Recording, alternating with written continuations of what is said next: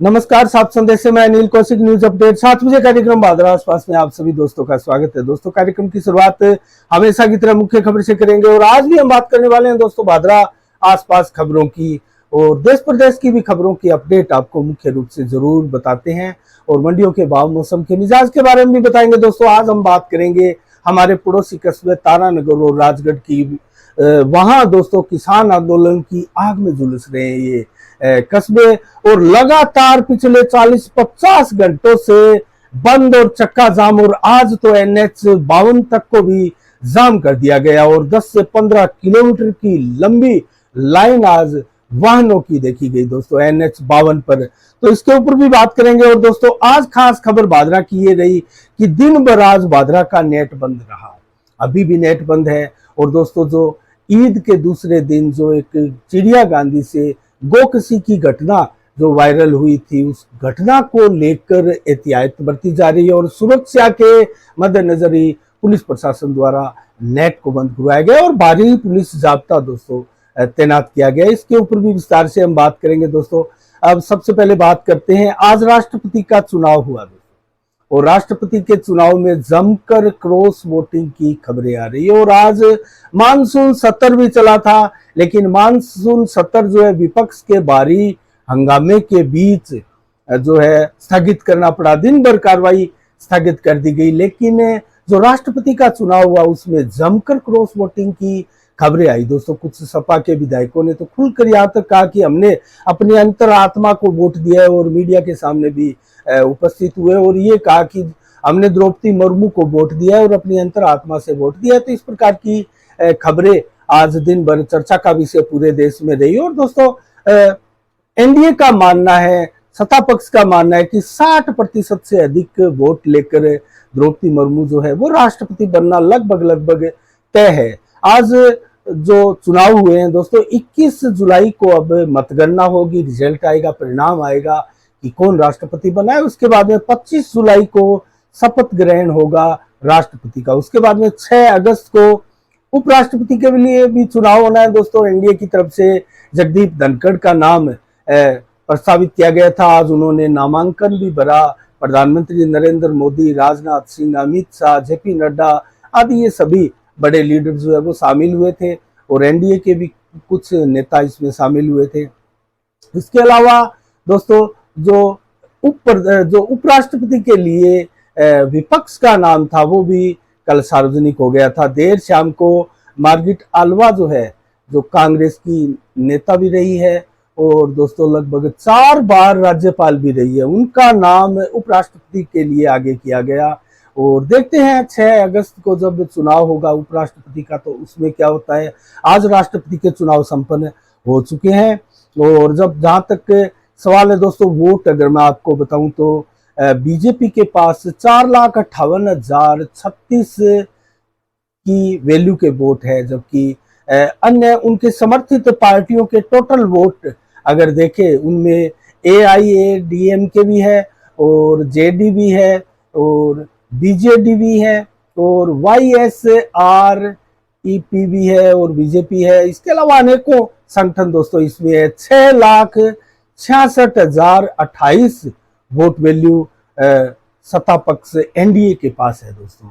और उनकी बनिस्बत अगर कांग्रेस के पास देखें तो कांग्रेस के पास व्यक्तिगत 1,47,378 वोट वैल्यू है। और इसके अलावा टीएमसी के पास 58,632, डीएमके के पास 45,896, जबकि टीआरएस के पास 24,664, आम आदमी पार्टी के पास 21,308 और अन्य 88,282 के लगभग।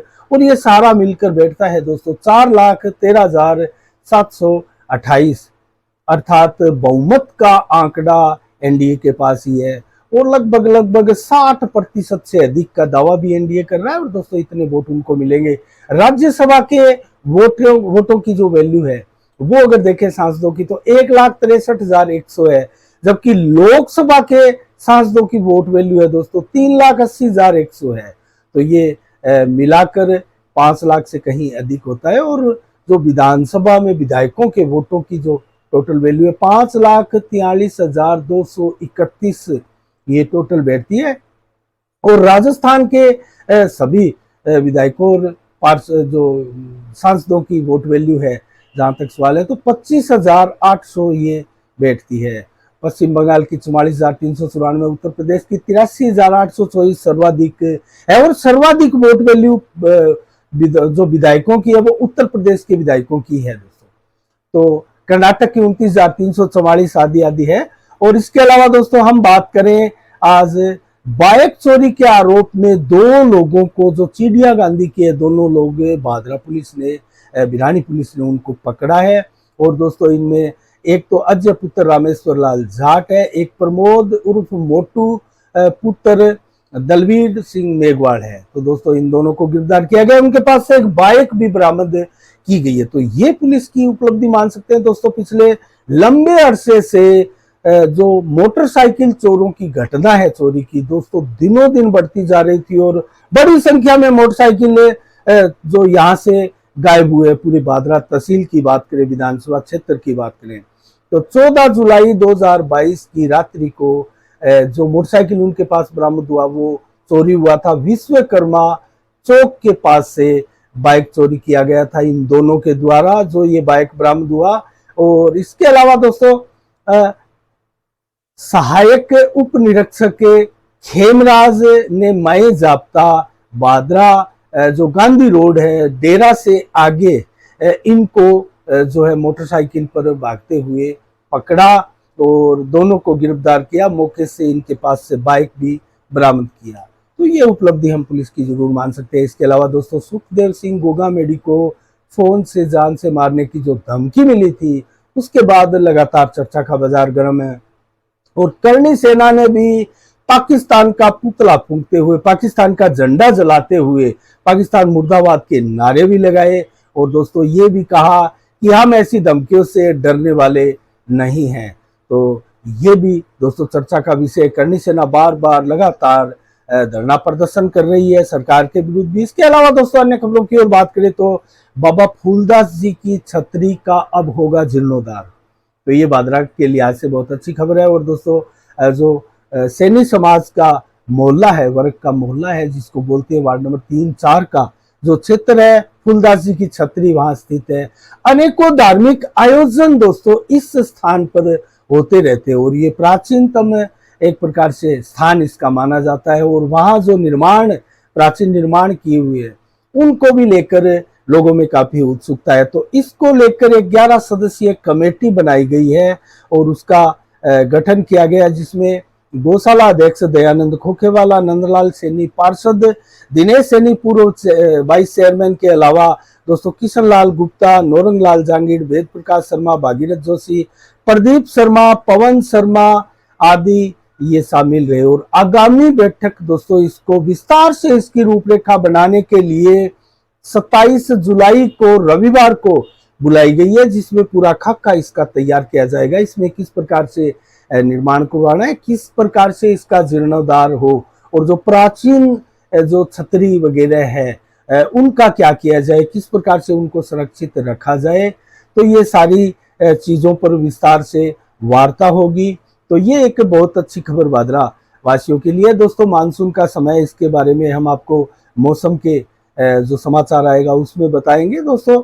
इसके अलावा हम बात करें दोस्तों अब जो भादरा में नेट बंदी की आज जो घटना हुई है, और दोस्तों नेट बंदी से लोगों में एक प्रकार से उत्सुकता रही है। लोग फोन कर करके एक दूसरे से पूछते हुए नजर आ रहे हैं कि आज नेट बंद क्यों है, इसका क्या रीजन है, इसका क्या कारण है। तो ये दोस्तों उस घटना की परिणति था जो कि चिड़िया गांधी से ईद के अगले दिन आया था। और एक महिला का वीडियोज भी वायरल हुआ था, जिन्होंने इसको गोकशी की घटना बताया था। और उसके बाद में क्षेत्र में एक प्रकार से तनाव व्याप्त हो गया था। और दोस्तों बड़ी संख्या में गांधी गांव में बस स्टैंड पर हिंदू संगठनों द्वारा चक्का जाम कर दिया गया था और उसका धरना प्रदर्शन लगातार दोपहर तक जारी रहा। उसके बाद में वहां पहुंचे थे जिला कलेक्टर महोदय और पुलिस अधीक्षक महोदय, और उसके बाद में वार्ता हुई। वार्ता में 10 लोगों का प्रतिनिधि मंडल जो संघर्ष कर रहे थे, वहां धरना प्रदर्शन जाम लगा रखा था उनका। 10 लोगों का प्रतिनिधि मंडल भेजकर स्कूल परिसर में वार्ता के लिए न्योता दिया गया और उसके बाद में प्रतिनिधि मंडल गया, वार्ता हुई। वार्ता में जो 8-10 लगभग उनकी जो मांगे थी उन सभी मांगों को मान लिया गया था। धरना प्रदर्शन समाप्त हुआ था। 3 दिन में कार्रवाई की बात कही गई थी पुलिस प्रशासन द्वारा और ये भी कहा गया था ये जो सैंपल आज भेजा जाएगा, जो घटना के बाद में जो मीट मिला था उसका, तो दोस्तों उसकी रिपोर्ट 3 या 4 दिन में आने की बात कही गई थी। उसके बाद में आज कल बताया जा रहा है देर शाम को ये रिपोर्ट आ चुकी है और इस रिपोर्ट को आज देर शाम तक सार्वजनिक करने की बात भी पुलिस प्रशासन द्वारा कही गई। दोस्तों इसी को लेकर एहतियातन कदम उठाते हुए पुलिस द्वारा सुरक्षा की दृष्टि से आज दिन भर भादरा क्षेत्र का नेट जो है वो बंद रखा गया। तो इंटरनेट बंद रखने का कारण यही है कि कहीं कोई वायरल ना हो ऐसी घटना, ऐसी चीज, ऐसी पोस्ट जो कि गलत हो और उसका परिणाम फिर आगे गलत हो। तो इसको एहतियातन कदम मानते हुए पुलिस द्वारा एहतियात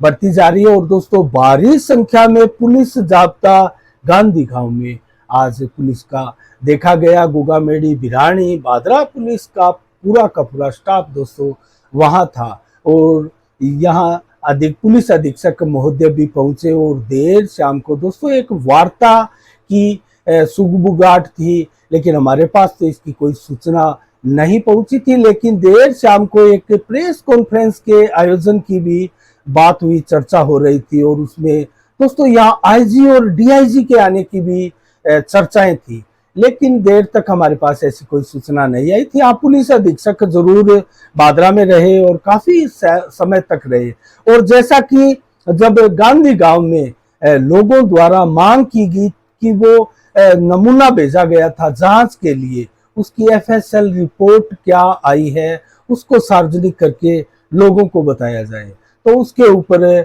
पुलिस प्रशासन द्वारा कहा गया कि देर शाम को हम इस रिपोर्ट को सार्वजनिक करेंगे और आपको जरूर बताएंगे, आप शांति बनाए रखें और जो रिपोर्ट आई है वो बताने के लिए ही है। तो इस प्रकार से पुलिस एहतियातन कदम उठा रही थी, लेकिन देर शाम तक दोस्तों इस रिपोर्ट को सार्वजनिक नहीं किया गया, जैसा कि कहा जा रहा था पुलिस विभाग द्वारा कि इसको देर शाम तक सार्वजनिक करेंगे।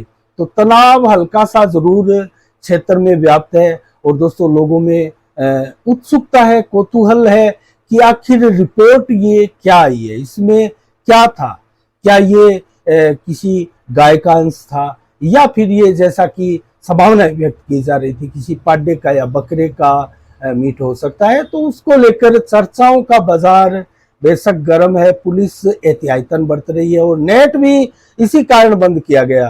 तो हम भी सात संदेश भारत के माध्यम से सभी लोगों से जिनके पास नेट की सुविधाएं हैं, वो जो घटनाएं देख रहे हैं, जो बाहर के लोग हैं और जो आसपास के लोग हैं, बाहर स्टेटों में बैठे हैं और कहीं विदेशों में बैठे हैं, उन सब के लिए जानकारी के तौर पर सात संदेश के माध्यम से मैं आपको बताऊं तो ज्यादा कौतूहल के विषय की आवश्यकता नहीं है और ज्यादा जिज्ञासु प्रवृत्ति की भी आवश्यकता नहीं है। यहाँ पुलिस के नियंत्रण में है सारी चीजें और देर शाम तक पुलिस द्वारा ये रिपोर्ट सार्वजनिक करने का वादा किया गया है और ये रिपोर्ट जो भी आए, लेकिन पुलिस द्वारा सभी से निर्देश दिया गया है कि सभी शांति व्यवस्था बनाए रखें। इसमें जो भी दोषी होंगे उन दोषियों के विरुद्ध अवश्य उचित और कानून संगत कार्रवाई की जाएगी। पहले भी उनको राउंड अप करके पूछताछ की जा चुकी है। तो दोस्तों अभी भी हिंदू संगठन जो है चिड़िया गांधी गांव में बड़ी संख्या में इकट्ठे हैं और कल भी दोस्तों गौशाला में, गांधी गांव की गौशाला में एक बैठक हुई थी और बड़ी संख्या में, सैकड़ों की संख्या में लोग भी एकत्रित हुए थे और उनकी मंशा, उनकी मांग यही थी कि जो एफएसएल रिपोर्ट आई है वो सार्वजनिक करके हमें बताया जाए और जो वार्ता हुई थी और उस वार्ता में जो शर्तें प्रशासन द्वारा मांगी गई थी उन सभी शर्तों का पालन किया जाए। तो दोस्तों इसको लेकर आज दिन भर भादरा का नेट भी बंद रहा। तो जैसे ही रिपोर्ट हमारे पास आएगी दोस्तों, पूरी ईमानदारी के साथ, निष्पक्षता के साथ हम उस रिपोर्ट को आपके सामने लेकर आएंगे। इसके अलावा दोस्तों राजगढ़ तारानगर के किसान बड़ी संख्या में पिछले 3-4 दिनों से आंदोलनरत हैं।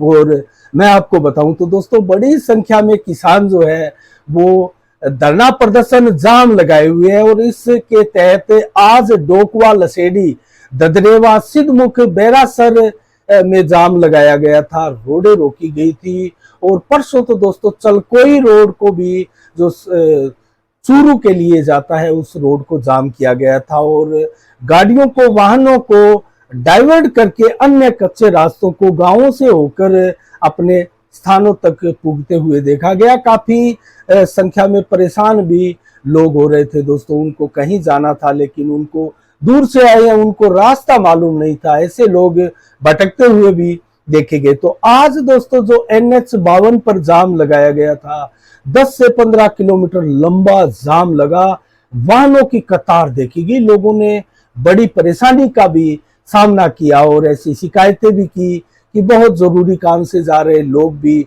जाम में फंसे थे दोस्तों।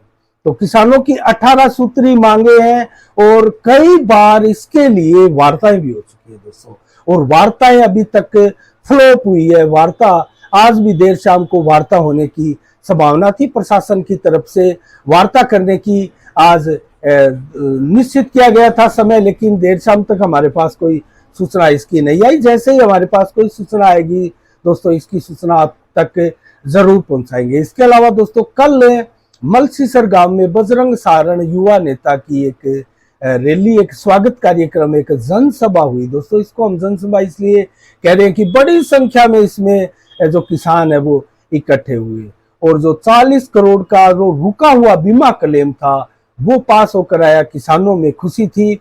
और इसके लिए जो युवा नेता बजरंग सारण ने पिछले काफी दिनों पहले जो मलसीसर गांव में चक्का जाम और प्रदर्शन किया था, प्रशासन के साथ सफल वार्ता हुई थी और उस वार्ता के दौरान प्रशासन ने आश्वासन दिया था कि रुका हुआ फसल बीमा क्लेम जो है वो जल्द ही जल्द आपको दे दिया जाएगा, किसानों के खाते में आ जाएगा।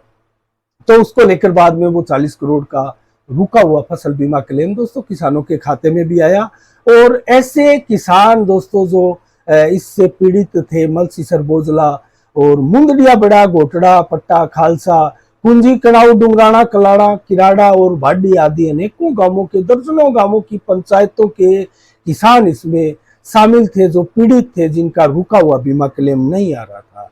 तो ऐसे लगभग 55 करोड़ रुपए का ये बीमा क्लेम अटका हुआ था दोस्तों। अभी भी जो बीमा क्लेम है कुछ किसानों का अटका हुआ है, उसको लेकर बजरंग सारण ने जो जनसभा थी, स्वागत समारोह था, ग्रामीणों ने शानदार स्वागत सत्कार किया दोस्तों बजरंग सारण का। इस सभा में बजरंग सारण ने यह भी कहा कि आगामी अब जो डेरा है, जो धरना प्रदर्शन है, जो जाम है, वो अब डुंगराना में लगाया जाएगा और सभी किसानों के साथ कंधे से कंधा मिलाकर हम चलेंगे और सभी किसानों को फार्म भरकर उनका बीमा क्लेम जिनका भी रुका हुआ है दोस्तों वो डाटा कलेक्ट किए जा रहे हैं बजरंग सारण की टीम द्वारा।